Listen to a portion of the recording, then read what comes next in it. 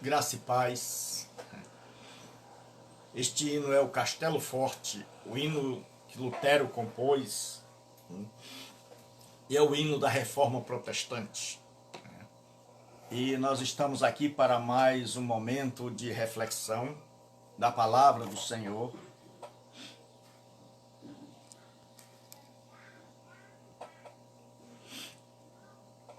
Graça e paz a todos. A irmã Listênia, que bom. Quem já conhecia esse hino aí, dá um ok. Quem já conhecia o hino Castelo Forte é o nosso Deus. Então hoje, 29/7, estamos findando mais um mês. Estamos já passando do meio do ano. Hoje nós vamos estudar Sola Fide, ou Somente a Graça.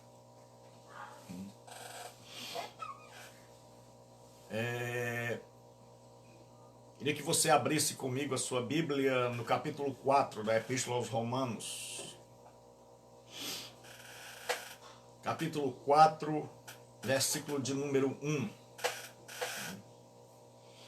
Capítulo 4 e o versículo de número 1.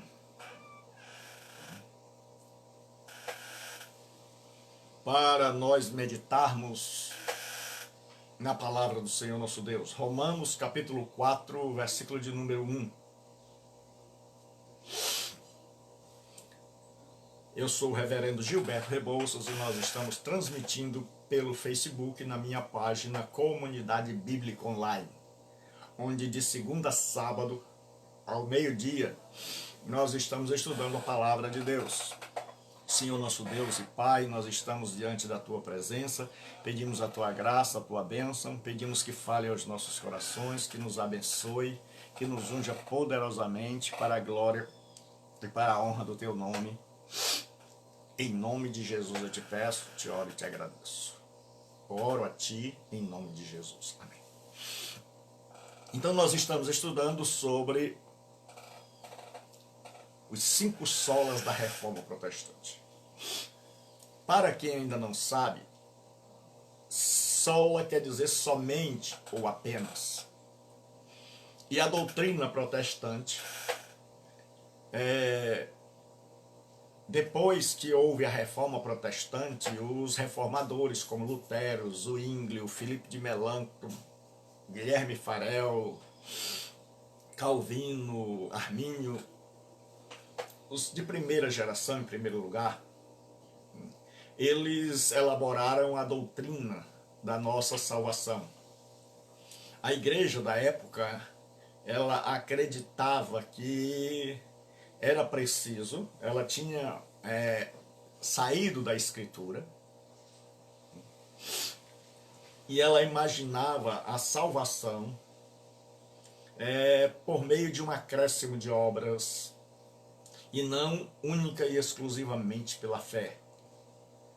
E aí, quando os reformadores voltaram para a Bíblia, porque como era o contexto da Idade Média, do século que vai de 500 a 1500, ou 1500 anos, para a gente entender os 5 solas, ou seja, os 5 somente, os 5 só a graça, só a Escritura, só a graça, só a fé, só Cristo e só a Deus glória. Por que isso? Porque só a Escritura? Porque na época havia tradição, havia muitos dogmas que não tinham base escriturística, e porque só a graça? Porque as pessoas imaginavam que podiam alcançar a salvação pelo mérito. O homem podia ser tão bom a ponto de merecer a salvação. E por que só a fé? Porque na época existia um monte de coisas para você fazer para poder alcançar esta salvação. E por que só Cristo? porque na época existiam, a igreja tinha colocado vários mediadores. Era mais ou menos assim: tem Deus, Deus está muito alto, então entre Deus e os homens tem Jesus, mas Jesus ainda está muito alto. Então, o que é que está mais perto dos homens? Eram os santos. Então aí os santos passaram a ser mediadores. E aí a igreja, os reformadores, lendo a Escritura, eles começaram a perceber que a doutrina da época, em relação à salvação, estava completamente equivocada. E no final, Deus não recebia a glória. Então eles começaram a mostrar a necessidade de se ler a Escritura, de se buscar na Escritura qual era a vontade de Deus. Eles começaram a mostrar que a salvação vinha pela graça, abrindo as Escrituras e expondo-a. Eles começaram a mostrar que esta graça era entregue e a mão que recebia era a fé. Eles começaram a mostrar a importância da fé e da fé em Jesus, e não em relíquias, e não em amuletos, e não em santos, mas da fé dirigida à pessoa de Jesus. Eles começaram a dizer só Cristo é o único mediador, e a ensinar só Ele salva, só Ele perdoa, só por Ele nos chegamos a Deus, só por Ele obtemos o perdão dos nossos pecados. E eles concluíram dizendo que só Deus deve receber a glória por tudo isso, que só Deus merece glória. Então, os reformadores que vieram depois sintetizaram o ensino dos primeiros reformadores e chamaram a esta síntese de 5 solas. E eles colocaram o nome em latim. Aí eles disseram sola Escritura, só a Escritura, ou somente a Escritura, ou apenas a Escritura. Sola gratia, só a graça, apenas a graça. Sola fide, só a fé, apenas a fé. Solus Christo, só Cristo, apenas Cristo. E soli Dio gloriae, só a Deus glória. Então aí é a espinha dorsal, é o alicerce da doutrina da Reforma Protestante.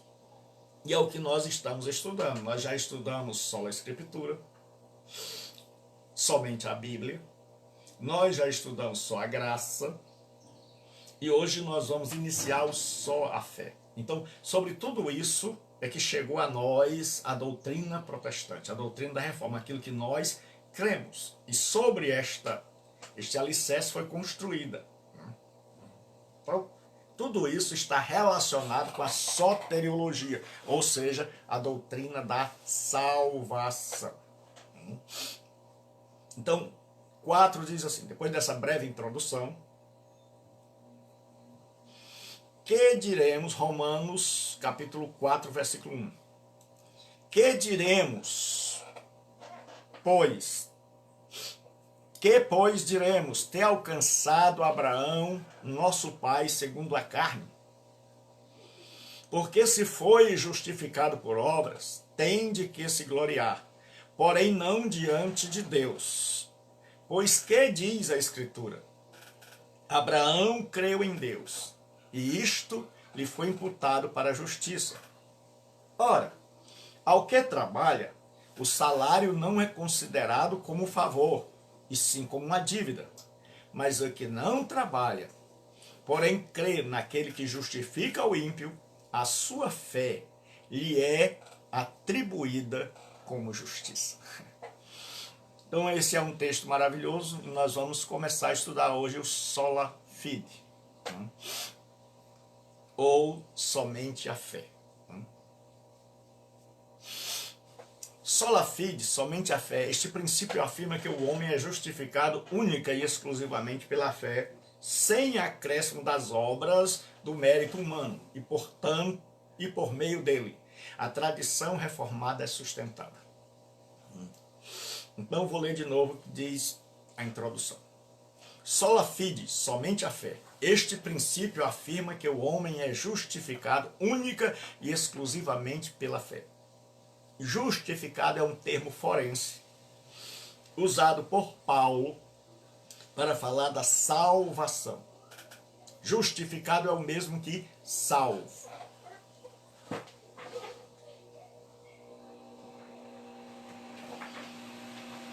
Então,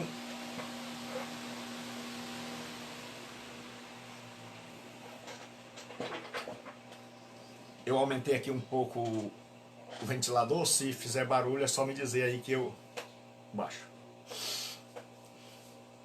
O homem é justificado, salvo, única e exclusivamente pela fé, sem o acréscimo das obras do mérito humano e por meio dele. A tradição reformada é sustentada. Ou seja, nós que somos oriundos da reforma protestante, que ocorreu no século XVI, acreditamos que a salvação, segundo é ensinada na Bíblia, é somente pela fé. E aí tem o breve catecismo de Westminster, da Inglaterra. É um catecismo protestante, onde tem a doutrina que nós cremos. Ele diz assim: por outro lado, argumenta que a fé é extrospectiva. Os pecadores olham para fora de si. Então a fé é extrospectiva, ela olha para fora. Eu deixo de crer em mim para crer em alguém que está fora de mim, que é Jesus Cristo. Para a obra perfeita e completa de Cristo, para a sua justificação. Mais o que especificamente os pecadores recebem pela fé. Então, o breve catecismo de Westminster, que é da teologia reformada, ele nos diz o seguinte, que a fé olha para fora. Então, quando eu creio não em mim. Eu deixo de crer em mim, naquilo que eu posso fazer, para crer no que Deus fez por mim e por nós na pessoa de Jesus Cristo. Então isso é o princípio da Escritura que diz que sola fide, ou seja, somente a fé. Então, em matéria de salvação, somente a fé. E dois desses solas, ou seja, dois desses princípios, o sola gratia, somente a graça, e o sola fide, somente a fé, caminham juntos. Porque a graça produz a fé e a fé responde à graça. Porque a graça de Deus produz fé em nós. É como o sol que se derrama sobre uma semente e a chuva que cai sobre ela e a faz germinar. Então, sem a chuva, sem o sol, aquela semente jamais germinaria. Então, a graça de Deus, ela se derrama em nosso coração, produzindo uma semente dentro de nós chamada fé. E à medida que essa graça é derramada, essa fé vai crescendo, essa fé vai compreendendo as coisas de Deus e ela vai começando a receber de Deus aquilo que Deus a oferta. Então, o nosso primeiro ponto é: a fé é a mão que recebe o dom da graça. Então, o que é graça? É Deus dar um presente que não merece. É Deus dar um presente a quem não merece e que ele não tinha a obrigação. Então, a graça é a mão divina. É a mão do benfeitor. A fé é aquele que recebe o presente sem merecer. E a única coisa que ele faz é estender a mão para receber. Então a graça produz a fé e a fé responde à graça. Se não houver graça, não há fé. Se não houver graça, de Deus, nós jamais poderemos dizer sim a Ele. Jamais poderemos dizer sim à sua oferta. Então, como eu disse, os dois termos estão entrelaçados e nós vamos começar pelo mesmo versículo. Porque pela graça sois salvos, a mão de Deus, a mão do benfeitor, por meio da fé, a mão do receptor. A fé é a mão que recebe o dom da graça de Deus. A fé em si não tem mérito. Muita gente pensa que a fé tem mérito. Ah, eu tenho mérito porque eu creio. Não. Eu já sempre ilustrei, uma pessoa sai à noite com pratos de comida que ela foi tocada e ela sai distribuindo àqueles que são moradores de rua. E a pessoa entrega. E o fato daquela pessoa receber não tem mérito nenhum. O fato dela receber não a torna boa, não a torna merecedora. Quem é bom é quem está dando o alimento.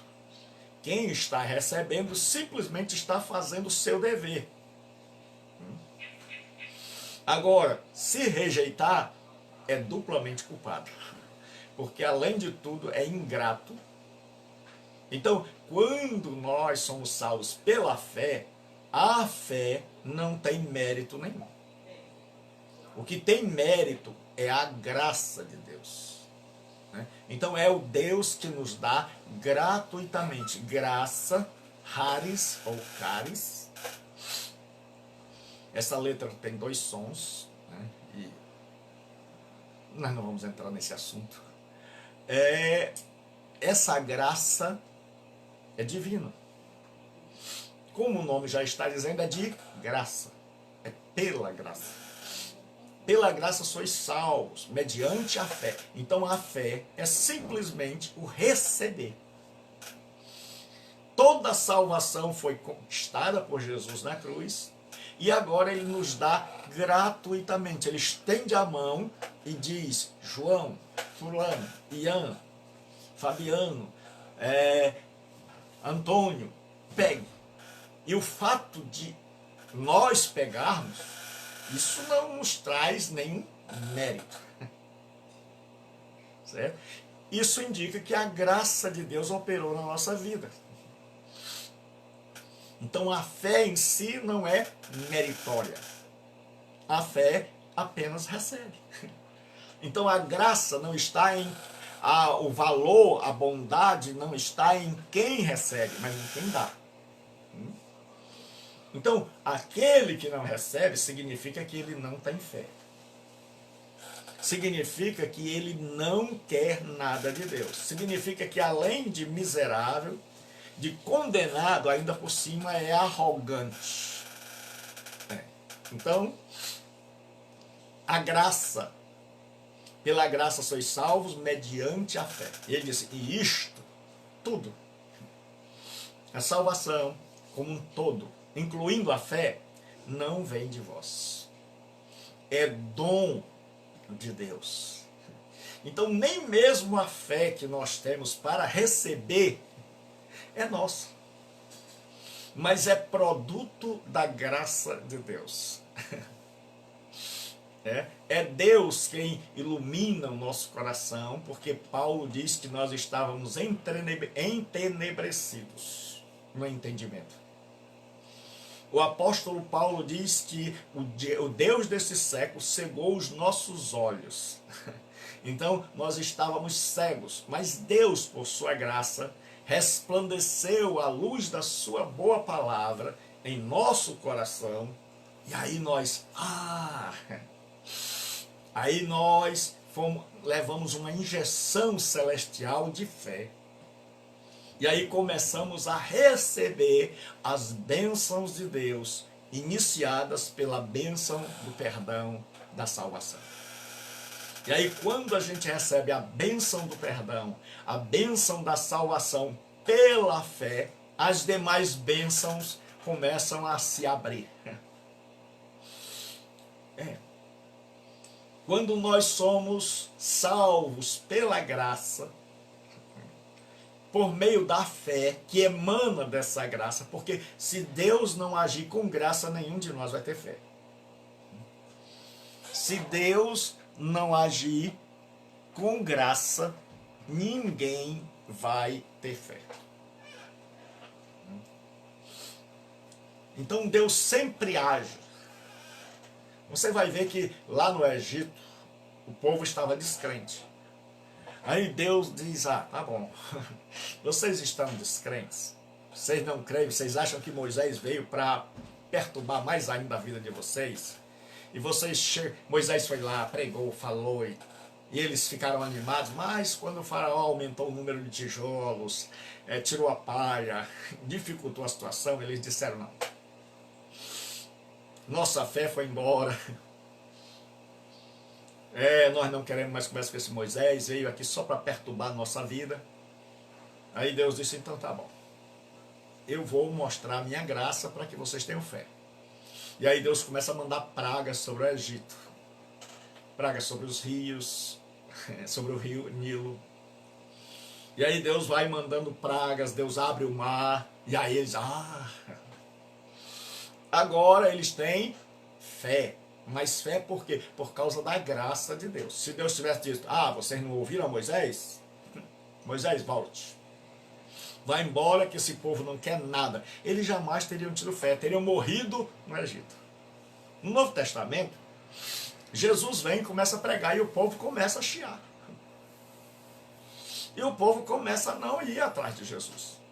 Mas aí Jesus começa a curar um leproso, libertar um endemoniado, curar um paralítico, ressuscitar um morto. E aí o povo começa a vir. Isso é a graça de Deus atraindo os homens. E aí os homens agora começam a ter fé, começam a crer em Jesus. Aí Jesus começa a pregar para que a fé deles, por isso que Deus tira o povo do Egito e depois dá a lei. Porque a nossa fé não pode estar apoiada somente no que Deus faz. Porque uma fé apoiada no que Deus faz, no dia que Ele não fizer na hora que nós queremos, a nossa fé vai embora. Como você vai ver na trajetória do Egito até Canaã. Então aí Deus dá a lei e diz a Moisés como é que o povo deve se chegar a Ele. Constroem o tabernáculo para que o povo possa ter comunhão com Deus e aprender e ler o livro da lei, e ser exposto e ser doutrinado para que a fé seja colocada em Deus e no caráter de Deus e na palavra proveniente da sua boca. Porque aí é uma fé duradoura. No Novo Testamento também Jesus vem, socorre as multidões, tem compaixão dos aflitos, tem compaixão dos endemoniados, tem compaixão dos pobres, dos doentes, mas ele sabe que se fizer apenas isso, a fé vai ficar não no que ele é, mas no que ele pode fazer. E aí ele senta no monte e começa a ensinar as bases da fé cristã. E ele vai dizendo o que é que ele quer de cada um de nós. Então, aí a importância da doutrina. Então, a doutrina é a base da nossa fé. Então, eu tenho que saber em quem eu creio. Eu tenho que saber em quem eu tenho crido, como diz Paulo. Então, um dos grandes problemas nossos é que, na grande maioria, nós conhecemos o poder de Jesus Cristo. Conhecemos um monte de coisa acerca de Jesus Cristo, mas não conhecemos a doutrina ensinada por Jesus Cristo. Esse é o grande problema. Então nós acabamos ouvindo falar muito de Jesus, mas não sabemos realmente o que Ele quer. Se nós pedíssemos para a maioria dos evangélicos dizerem qual o propósito de Jesus, você iria ver. Qual o objetivo de Jesus na nossa vida? qual o plano dele para a nossa vida, qual a proposta dele. Se nós fôssemos entrevistados e o repórter chegasse e dissesse, olha, você é cristão? Sou. Evangélico? Sou. Então, me diga qual é a proposta do Cristo de vocês. O que ele tem para oferecer à humanidade? O que ele exige? E detalhe, que geralmente a gente diz assim, salvação, perdão. Detalhe, como é que ele faz tudo isso? E onde você está firmado? De onde você tirou tudo isso? Muita gente não saberia. Muita gente não saberia explicar o plano básico de Jesus Cristo. E aí, nós vemos que os 5 solas vão nos ajudar. Então a fé é a mão que recebe o dom de Deus. E isto não vem de vós, é dom de Deus. Então a salvação como um todo, incluindo a fé, o arrependimento, emana da graça de Deus. E é dom de Deus. Aí ele diz, não vem das obras. Certo? Por que não vem das obras? Para que ninguém se glorie. Se fosse pelas obras, como no mundo judaico se acreditava e posteriormente na igreja da Idade Média, um ser humano podia dizer, eu sou melhor que você. Aquele que é melhorzinho podia esnobar do outro e dizer, você não tem jeito. Eu sou melhor. E Paulo diz o seguinte, não vem das obras para que ninguém se glorie. Porque somos feituras suas, ou seja, nós somos criação de Deus. Mas a que criação Paulo está se referindo? Criados em Cristo Jesus. Nós somos recriados, regenerados, nascidos de novo em Cristo Jesus, para as boas obras. Então, as obras não são meio de salvação, mas o resultado dela. Vou repetir. As obras não são um meio de salvação, mas o resultado dela. Ou seja, nós não praticamos boas obras para que Deus nos salve, mas nós praticamos boas obras porque Deus já nos salvou. E estas boas obras são evidências da salvação. Evidências de que nós somos alcançados por Deus. Porque é possível uma pessoa praticar boas obras sem ser salva. Nós temos muita gente que pratica boas obras sem, contudo, ter a fé salvadora. Mas pratica boas obras. E isso é bom e maravilhoso. Só que inútil em relação à salvação. Por quê? Porque nós fazemos uma obra boa por dia e 100 erradas. Então a gente faz uma obra boa, pratica 100 erradas, então a gente está devendo 99. No outro dia a gente faz de novo uma obra boa e 80 errada. Então a gente fica devendo mais 79. E aí a conta da gente, certo? Vai entrando no vermelho. E cada vez mais vermelho. E tão vermelho fica que precisa vir o sangue de Jesus, que é vermelho por excelência, para poder quitar essa conta, porque nós não temos mais como pagá-la. É por isso que é pela fé. Porque se fosse pelas obras, nós estaríamos perdidos. Se fosse pelas obras, Deus iria dizer, meu filho, olha, sua dívida. E como você comprasse no cartão e vai pagando só o mínimo. E aí, quando você fosse ver, meu pai, eu estou devendo demais, eu não tenho como pagar, nem parcelando. Para o resto da vida eu tenho como pagar. Mas aí Deus vem e manda alguém pagar no nosso lugar, que é Jesus Cristo, para que a gente possa receber gratuitamente. Gratuitamente, sola gratia.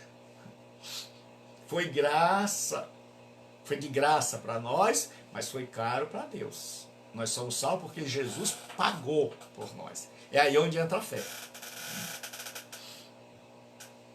Vou dar um exemplo para você ver a importância da fé. Digamos que dois homens estão chorando, dois pais de família, chorando profundamente. E um fazendeiro olha e os vê chorando. E manda saber por que aqueles grandes funcionários da fazenda estão chorando. E alguém chega e diz, olha, senhor, é porque eles estão endividados no banco. O senhor deu um pedaço de terra para eles plantarem, eles foram ao banco, eles erraram muito, eles não tinham chuva, eles não sabiam como plantar, e eles foram gananciosos, queriam ganhar demais, então pediram muito dinheiro. E agora estão endividados lá no banco e não tem como pagar, nem passa. Eles já foram lá e o gerente disse, olha, se vocês parcelarem a conta de vocês, dá mais de 50 anos. E vocês já têm 60 e pouco, então vocês vão morrer e não conseguem pagar. E se eu parcelar mais barato ainda, vai dar 200 anos. E o homem disse, é por isso que eles estão desesperados, porque vão perder tudo, vão perder o emprego aqui, eles estão desesperados porque não podem fazer nada, estão de mãos atadas. E aí o patrão, ouvindo isso, fica comovido, vai lá no banco e diz, olha, eu quero pagar a dívida dos meus empregados, do fulano e do Beltrano. Quanto é a dívida? A dívida é tanto. Aqui. Está aqui o cheque com o preço da dívida. Eles não devem mais nada. Então está tudo liquidado? Tá. Então agora me dê a nota que comprova o pagamento, o recibo de pagamento individual de cada um. Recebeu, chegou em casa, chama o empregado e diz agora,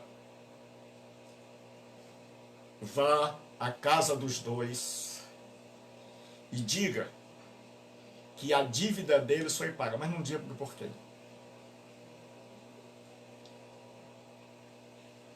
E aí o empregado vai lá na casa do primeiro e diz, olha, aquilo que te atribulava, aquilo que estava tirando teu sono, você agora já pode dormir em paz, porque eu trouxe uma boa nova. Isso é evangelho. Eu trouxe uma boa nova. Que boa nova é essa? É que a tua dívida está paga. É que você não deve mais nada. E a pessoa dissesse, não creio. Como é que pode? Ninguém pagaria uma dívida tão grande. Quem foi esse? Não acredito. Deixe de brincar comigo. Eu estou aqui no meu sofrimento e você ainda vem com um monte de mentira, me dando falsas esperanças fora da minha casa. O homem diz, mas eu... Fora da minha casa. E aí ele vai para a casa do segundo. Chega na casa do segundo, ele repete as mesmas coisas. E o segundo diz, que maravilha. Ai, que alívio. Alguém pagou a minha conta. A minha conta está paga. Sim. Pois eu quero agradecer esse benfeitor. Eu sou grato. Hoje, depois de muito tempo, eu vou dormir tranquilo. A notícia que você me deu aquietou meu coração, trouxe paz à minha alma e uma profunda dívida de gratidão. Eu estava devendo uma dívida ao banco, mas agora eu tenho uma dívida de gratidão para com esse benfeitor. E aí o homem dissesse, ah, você acreditou. Claro, eu estou super feliz. E aí dançasse com a mulher, chamasse os filhos e fizesse a festa. E o homem dissesse, está aqui o recibo, está aqui a nota promissória que o senhor assinou, completamente paga. Aí ele chorava, aí ele caía no chão, e ele pegava as meninas e jogava para cima, e ele beijava a mulher, e ele ficava totalmente feliz, porque alguém pagou. Assim, Deus fez conosco. Jesus veio, pagou a minha conta e a sua. Só que tem uns que não creem, que acham que nós estamos contando história da carochinha, que acham que a Bíblia não é verdade, ela foi escrita por homens, que a nossa conta não está paga, que tem raiva de cristão, que bota cristão para correr, que acha que nós estamos interessados somente no dinheiro. Mas tem outros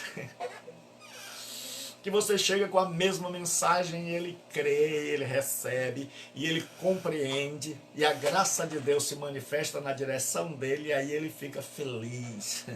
E aí uma alegria tremenda invade o seu coração. Então, a fé é isso. É você acreditar. Não vem das obras, para que ninguém se glorie. Aqueles dois não pagaram nada. Quem pagou foi o patrão. E quem levou a mensagem foi o empregado. E eu sou esse empregado. Com muita honra, eu venho falar do meu Senhor Jesus Cristo, que já pagou a tua conta. Que na cruz do Calvário os teus pecados já foram pagos. E o que falta? Fé. Para acreditar que os teus pecados já estão perdoados e você fazer a festa. E você fazer a festa e você começar a celebrar. E aquela vida de tristeza dá lugar, ser invadida por uma vida de celebração, por uma vida de felicidade, por uma vida de gratidão, e dizer assim agora, onde é que tem a primeira comunidade da fé? Onde é que tem culto hoje à noite? Por quê, rapaz? Porque eu quero ir lá agradecer, eu quero ir lá festejar, eu quero ir lá celebrar. Pastor Gilberto, e por que tem muita gente que não está com essa felicidade toda aí que o senhor está falando? Porque não compreendeu, meu amigo. Porque ainda imagina que ele tem que ser tão bom, tão perfeito, a ponto de poder pagar a sua dívida. Então ele ainda está pagando o preço. E aí ele não consegue usufruir da alegria do perdão. Porque ele está indo para a igreja não para agradecer o perdão, mas em busca do perdão. Porque ele é cristão, não porque ele acredita já ser perdoado, mas porque ele acredita que um dia vai ser tão bom, que um dia ele vai orar tanto, que um dia ele vai jejuar tanto, que um dia ele vai ser tão santo, que aí ele vai merecer o cantinho dele lá no céu. Mas por enquanto ele vai triste, sofrendo, levando a cruz pesada, porque ele ainda não descobriu que o preço já foi pago, porque ele ainda não descobriu que na cruz do Calvário o nosso escrito de dívida foi quitado e rasgado, e passado um X assim, e que nós já estamos perdoados, e que nós praticamos boas obras não para sermos perdoados, mas porque já estamos perdoados. Essa é a grande diferença. No sistema medieval, se praticava boas obras para alcançar a salvação. No sistema reformado, pós-reforma protestante, se pratica boas obras porque já somos salvos. Se é feliz, se ama o próximo, se santifica, porque já foi alcançado, porque foi perdoado. E a pessoa crê nisso. E nós temos, infelizmente, muitos crentes que não creem. É um paradoxo. Nós temos cristãos que não creem nisso. Nós temos cristãos que ainda estão tentando se salvar. É. E aí eles estão tentando se salvar indo a culto todo dia. Eles estão tentando se salvar jejuando direto, que isso em si é coisa boa. Mas eles estão tentando ser tão bonzinhos. E aí ficam todo frustrados. Porque eles descobrem, rapaz, eu sou tão mal aqui dentro. Porque eles olham para dentro de si e veem tanta maldade, e aí eles, mas continuam remando. E aí a vida cristã se torna horrível. A vida cristã se torna a pior coisa do mundo. Porque é como se a pessoa estivesse enxugando gelo. É. Ela faz, e aí desfaz tudo. Ela melhora, e de repente os pensamentos são maus, as atitudes são más, e aí de repente ela pisa na bola. Aí diz, meu Deus. Aí fica no dilema, se Jesus não venha, se Jesus... Aí começa a sonhar, Jesus vindo e ele ficando. Por quê? Porque nunca descobriu que a salvação dele já foi conquistada por Jesus, já foi oferecida a ele, e a única coisa que ele precisa fazer para tê-la é acreditar, é ter fé. Só isso. Por isso os reformadores disseram, só a fé. Porque eles perceberam muita gente sofrendo, tentando se salvar. E a questão é, ou você se salva ou deixa que Cristo te salve. Se você tenta se salvar, então Cristo deixa. Vamos deixar o menino trabalhar. Quando você descobre que você não pode se salvar, quando você percebe, Senhor, meu barquinho tá na correnteza, tá contra a correnteza. E eu remo, e ao invés de andar para frente, eu ando para trás. Aí Jesus diz, meu filho, você já foi salvo. Ao invés de nadar contra a correnteza e tentar se salvar, vire o barco. Deixa a correnteza te levar.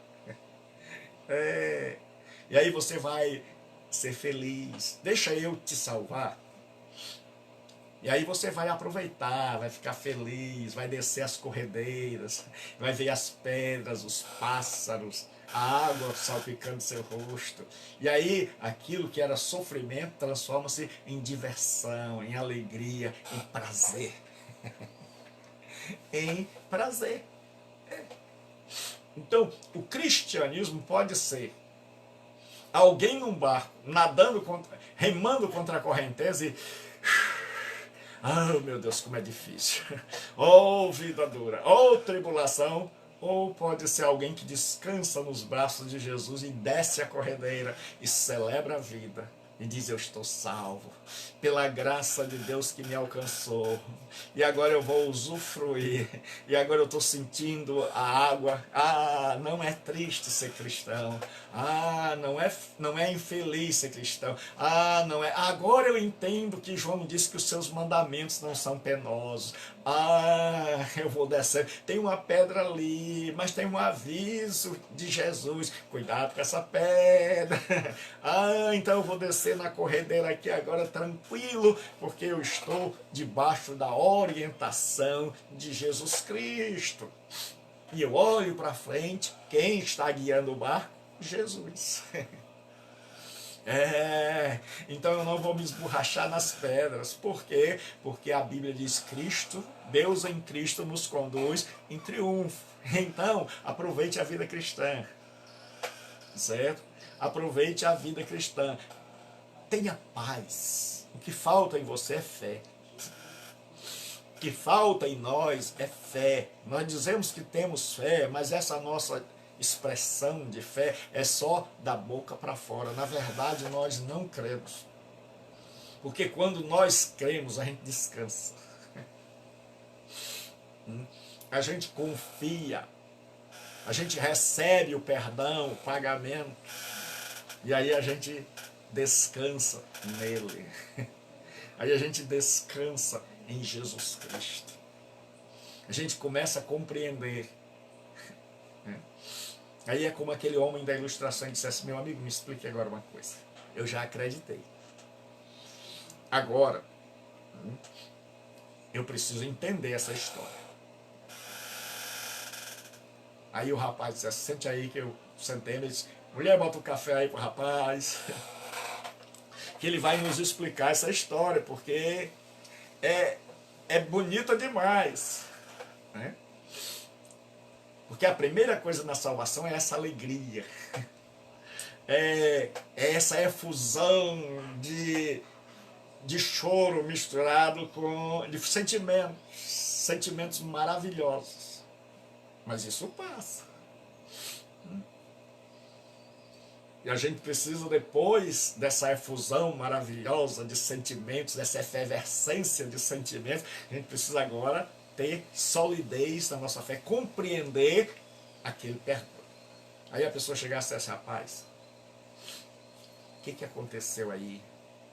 Como é? Conte-me direito essa história, porque eu fiquei tão feliz que não deu nem para eu te perguntar como foi. Me conte como foi essa história. O rapaz dissesse: rapaz, é o seguinte, você lembra que vocês dois estavam chorando, endividados? Sim. O nosso patrão me chamou, viu vocês daquele jeito, me chamou e perguntou o que estava acontecendo. Eu disse a ele que vocês estavam endividados, tinham ido no banco, tinham feito muita besteira, erraram demais, que tiveram ganância. Eu disse tudo a ele. Mas mesmo assim, sabendo que vocês dois tinham errado muito e que a culpa era de vocês, ele se compadeceu. Se compadeceu de vocês e saiu. E foi ao banco, pagou a conta de vocês dois. A conta do teu amigo lá está paga também. Só que o teu amigo não acreditou. E você acreditou. Então o teu amigo está lá sem dormir. O teu amigo está lá brigando com a esposa. Ele está nervoso, irritado. Ele está de mal com a vida. Ele imagina que a conta dele ainda está lá no banco e a qualquer momento o banco vem cobrar. Então ele não pode usufruir disso. Mas você, que acreditou, você agora usufrui. E o patrão pagou, mas disse que não quer nada em troca. Mandou simplesmente eu vim aqui, e que ele pagou por amor. Porque vocês são empregados dele há tanto tempo e ele aprendeu a amar vocês. Então ele fez isso única e exclusivamente por amor. Aí aquele homem disse: ah, agora eu entendi. Agora eu entendi. Então aquele homem começa a pensar: o que eu posso fazer para pagar o que ele fez? O empregado dissesse: pagar você não pode. Ele disse: é verdade, eu não podia pagar o banco. Como é que eu vou pagar ele? Não precisa pagar. Ele disse que isso é gratuito. A única coisa que você precisou era acreditar. E você acreditou, está aqui o recibo de pagamento. Mas ele não exigiu nada. Mas ele não pediu nada. Mas ele não quer a minha fazenda como o meu pedacinho de chão, como garantia. Não. Então eu vou ser eternamente grato a esse homem. Então eu vou trabalhar para ele dia e noite, noite e dia, com alegria no coração. O que ele me mandar fazer, se ele me mandar cavar o chão no sol quente, eu vou fazer. E vou fazer com muita felicidade, por gratidão. Porque já que eu não posso pagar, então eu vou ser grato para toda a eternidade. É esta a mensagem do Evangelho. É que, pela fé, que emana da graça, Deus, em sua graça, mandou Jesus Cristo vir aqui, pagar o meu pecado e o seu. Chamou seus servos, seu povo. que creem também, que receberam esse perdão da dívida. E mandaram estes perdoados, esses pecadores miseráveis que foram alcançados pela boa graça de Deus, proclamarem ao mundo o perdão da dívida em Jesus Cristo, nosso Senhor. O perdão dos pecados. E nós saímos por aí. E nós estamos nas redes sociais, nas igrejas, e nós estamos nas praças, anunciando às pessoas. E aí tem alguns que dizem que é a história da carochinha. Tem alguns que em tudo se escreve, que a Bíblia é coisa de homem. Tem alguns que não acreditam, tem outros que nos odeiam, tem outros que chateiam, tem outros que zombam de nós. E eles não querem nem saber, mas existem outros. E quando ouvem a mensagem do Evangelho, por um homem simples pregando numa praça, por alguém pregando o Evangelho com simplicidade, e a graça de Deus ilumina suas vidas, compreendem, a minha conta está paga. Jesus Cristo morreu na cruz para pagar toda a minha dívida. Ele agora gratuitamente me oferece o perdão. Então eu estou arrependido de tanta besteira que eu fiz. Como é que eu posso? Aí você bate um arrependimento terrível, você olha para a sua vida e diz, como é que eu pude fazer tanta besteira? Como é que eu pude entrar em tantos caminhos? Se eu tenho um Senhor tão bom. E aí você chega e diz, eu creio em Ti, Jesus. O Teu amor conquistou meu coração. O Teu amor, eu agora me rendo aos Teus pés. Eu recebo o Teu perdão. Eu recebo o pagamento da minha dívida. E estou profundamente envergonhado com o que eu fui. E desejo ser outra pessoa. Então hoje arrependa-se. Arrependa-se de todo o erro que você fez. E receba o dom da graça. Então culto, ser cristão, não é tentar se salvar. É crer que já está salvo gratuitamente pelo sacrifício de Jesus, se arrepender e celebrar. E fazer a festa da salvação. E de dormir tranquilo, confiando que Jesus fez o que eu não podia fazer. Então hoje receba Jesus como teu Salvador e que Deus te abençoe. E à noite nós teremos aula para a turma de quarta e a turma de sábado. Você não pode perder. E às 11 horas, ore por mim que eu estarei pregando, se Deus assim permitir, mensagem evangelística. Então, não é mensagem para cristão, é mensagem evangelística. Então, ore por nós, que Deus abençoe. Amanhã nós continuamos o Sola Fide. Então, pela fé, receba o presente de Deus. Pela fé, descanse em Deus. Você não precisa conquistar a salvação. Ela já foi conquistada, ela é dádiva. E o que eu preciso, pastor, só receber e, como dizem, correr para o abraço. E celebrar, e ser feliz, e dizer, Senhor, peça-me o que quiseres. E aí nada vai ser difícil, aí a vida cristã vai ser outra vida. Você vai dizer, Senhor, se o Senhor pedir para eu pregar na Malásia, eu vou com alegria. Senhor, se o Senhor me chamar para fazer a tua obra na igreja, mesmo que todos os irmãos estejam mal-humorados, eu vou estar pulando de alegria. Mas, Senhor, eu não quero só essa efervescência de sentimento. Eu quero, a partir de agora, ser discipulado. Que o Senhor me ensine acerca dessa graça. Que o Senhor me ensine acerca do teu amor, para que eu possa compreender essa tua salvação, assim como aquele empregado ensinou. Que a pessoa foi ao banco, pagou a dívida, não quer nada, e que a pessoa agora vai ser grato. Então eu também quero aprender, Senhor. Eu quero ser discipulado. Porque nós temos muita gente que é alcançado pela graça de Deus, ele sente essa efervescência de alegria e de felicidade, mas ele não é discipulado, doutrinado, ensinado.